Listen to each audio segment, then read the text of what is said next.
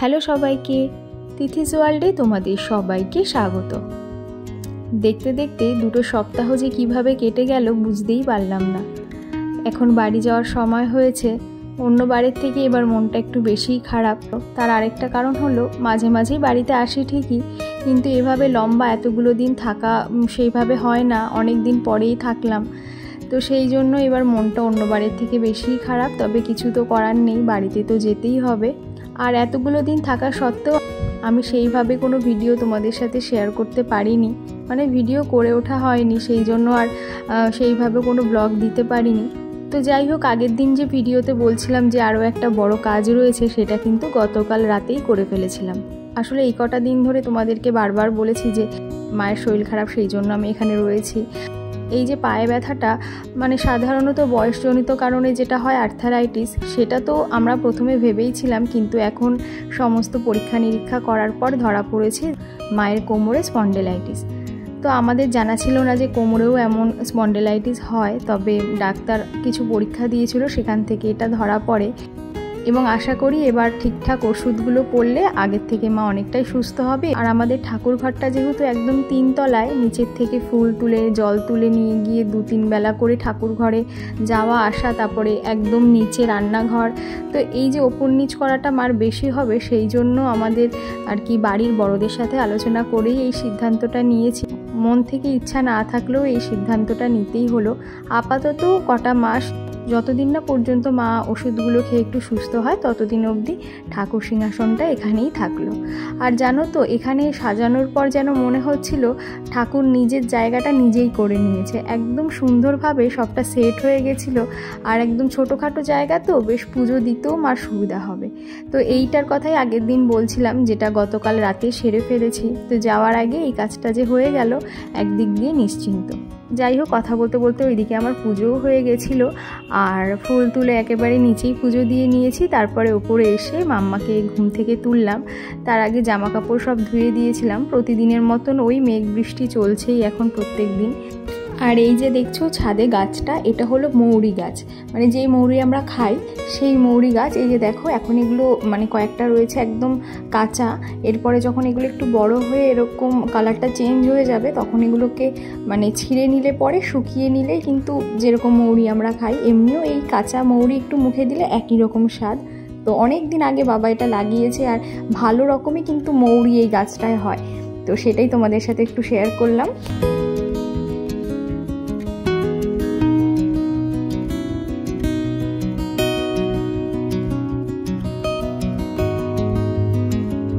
এরপরে দেখো, মামাকে খাইয়ে নিয়ে রান্নাঘরে রান্নাবান্না করতে এসছি।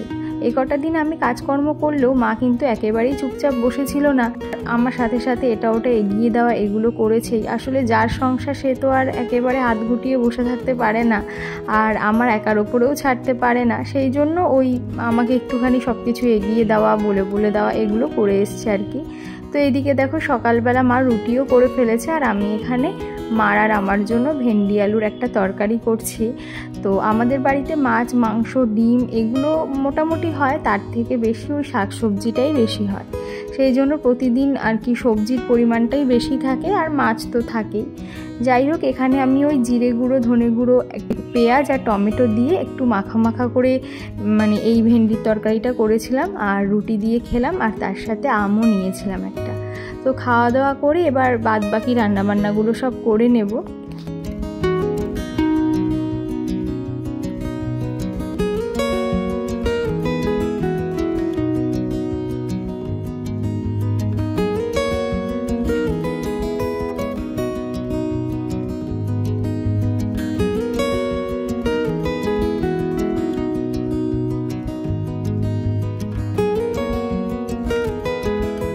সকালে খাওয়া দাওয়ার পরে এবার দুপুরে রান্নাগুলো করছিলাম। এখানে করেছি ঝিঙে পোস্ত, আর আগের দিন যে তোমাদের দেখাচ্ছিলাম কচুর ফুলটা, অনেকটা পরিমাণ বাবা এনেছিল, সেখান থেকে অল্প মা আগের দিন করেছে, বাকিটা আজকে মা রান্না করে রেখেছিল।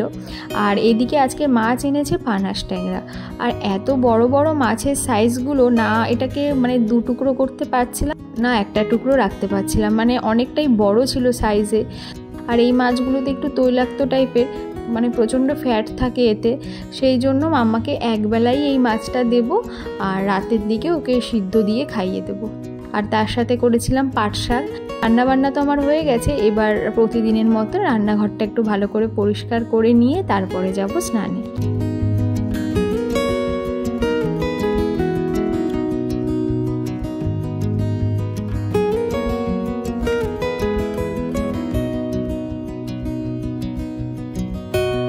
আগের ভিডিওতে আমি বলেছিলাম যে আমার ভিডিওগুলো দেখে তোমরা একটা করে কমেন্ট করো, সেগুলো আমি ভিডিওতে মেনশন করব।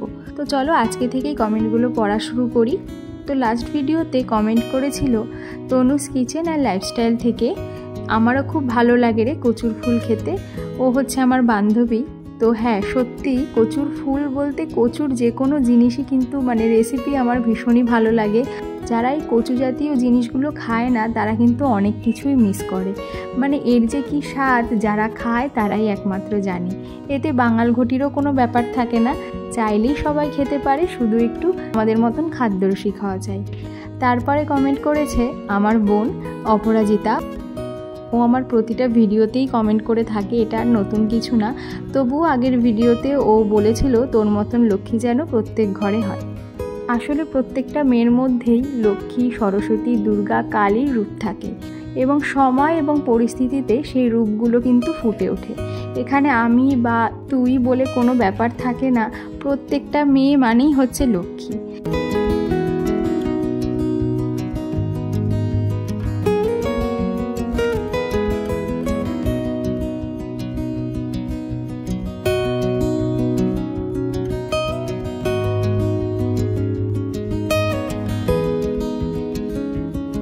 তো এদিকে মাম্মাকে খাইয়ে নিলাম, তারপরে তো আমরা খেয়ে শোবো।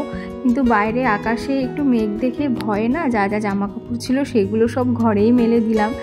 আবার হয়তো শুয়ে কখন ঘুমিয়ে পড়বো আর কি মনে থাকবে না, বাইরে সমস্ত জামা কাপড়গুলো থেকে যাবে, তাই জন্য আগেই ঘরে সব মেলে দিলাম। আর তারপরে দেখো একটু বিকেলের দিকেই চা খেয়ে আমরা রেডি হয়ে এখন সন্ধ্যা দিয়ে বেরোচ্ছি, একটু বাজারের দিকে যাব।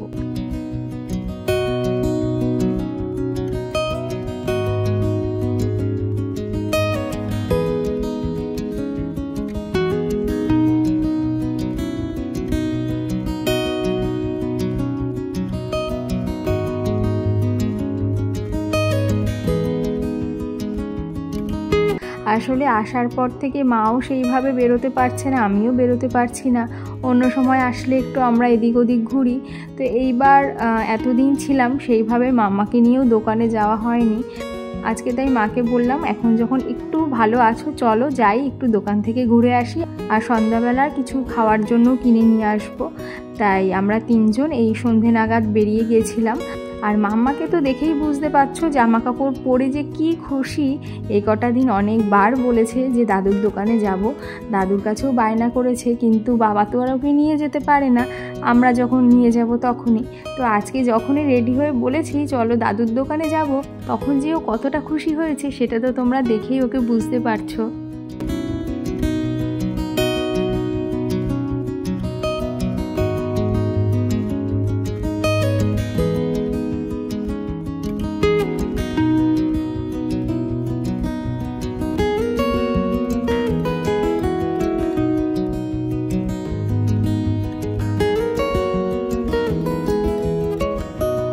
এবার যাব বাড়ির দিকে। বাড়ি যাওয়ার সময় এখান থেকে চাউমিন আর মোমো নিয়ে নিয়েছিলাম।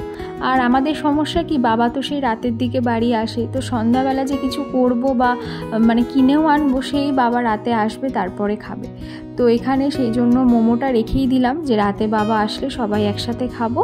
আর চাউমিনটা শুধু নিয়ে বসেছিলাম, মাম্মাকে অল্প দিয়েছিলাম, তবে এত প্রচণ্ড ঝাল হয়েছিল যে মাম্মা ওই একটুখানি দুটো মুখে দিয়েই আরও খায়নি।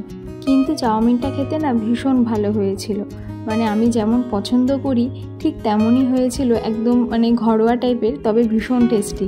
আর বাবাও আমার মতন না চাউমিন খেতে খুব ভালোবাসে, তাই আমি কিন্তু সবটা খাইনি, বাবার জন্যও রেখে দিয়েছিলাম যে রাতে আসলে মোমোর সাথে চাউমিনটাও বাবাকে দেবো সেই জন্য। তো খেয়ে দিয়ে মামা তো প্রচণ্ড দুষ্টুমি করছিল। তো চলো ততক্ষণ তোমাদের সাথে আগের ভিডিওতে করা কিছু কমেন্ট পড়ে নিই। কিছুদিন আগে তানজিলা 0786 আইডি থেকে এক দিদিভাই কমেন্ট করেছিল, খুব সুন্দর লাগলো, নতুন বন্ধু হলাম, আপনার নেমন্তন্ন রইল আমার পরিবারে। অবশ্যই দিদিভাই, এইভাবে যদি আমরা একে অপরকে সাপোর্ট করি তাহলে আমরা সবাই এগিয়ে যেতে পারবো। আর এক ভিডিওতে কমেন্ট করেছে এমবি কালেকশন 143 আইডি থেকে এক দাদা ভাই, অসাধারণ একটি রেসিপি দেখালেন। থ্যাংক ইউ দাদা ভাই এই কমেন্টটা করার জন্য। উনি ডাল পাতুরির রেসিপিটার কথা বলেছেন, তো অসংখ্য ধন্যবাদ। এইভাবেই আমাকে সাপোর্ট করে আমার পাশে থাকবেন। আর এর সাথে আজকের ভিডিওটাও এখানেই শেষ করছি। খুব ছোট করে তোমাদের সাথে ভিডিওগুলো শেয়ার করছি, কেমন লাগলো অবশ্যই কিন্তু জানিও।